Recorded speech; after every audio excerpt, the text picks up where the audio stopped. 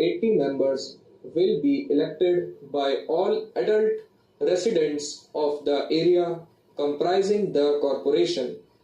The electoral roll which had been framed or which may hereafter be framed for elections to the Lok Sabha will also serve as the roll for election to the corporation. So it will be broad based on the suffrage of the entire adult population of Delhi.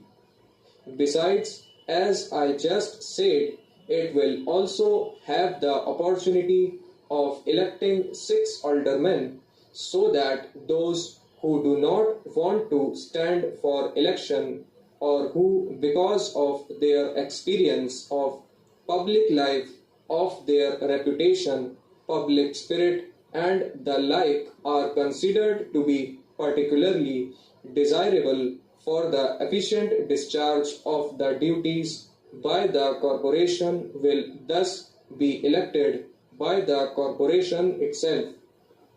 This is not now embodied in the corporation bill, but I propose to move an amendment to that effect in the select committee.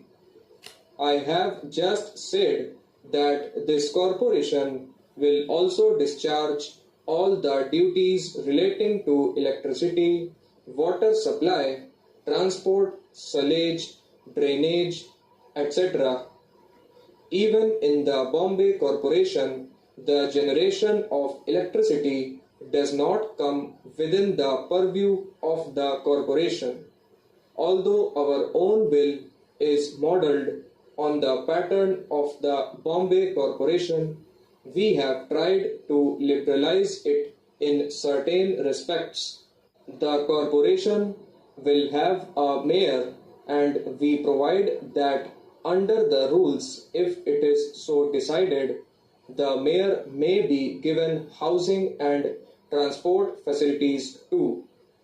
The members too may, if such rules are framed and approved by the House, be allowed to draw some allowance for attending the meetings.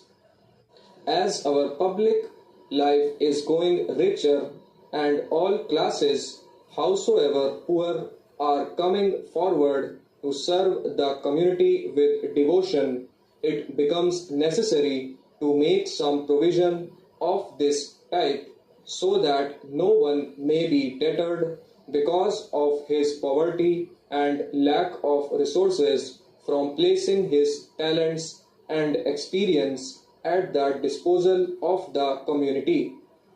So we have made that provision too. I understand that in Bombay also there is some such move for making provision for the members of the corporation. The corporation will, besides the mayor, have a deputy mayor and a general manager for transport, drainage, and sewage and water supply. Besides these, many other functionaries will have to be appointed. The bill provides that all persons drawing a salary of rupees 350 or more will be appointed in consultation with the Public Service Commission so that the controversies that are sometimes noticed in local bodies over appointments will be avoided.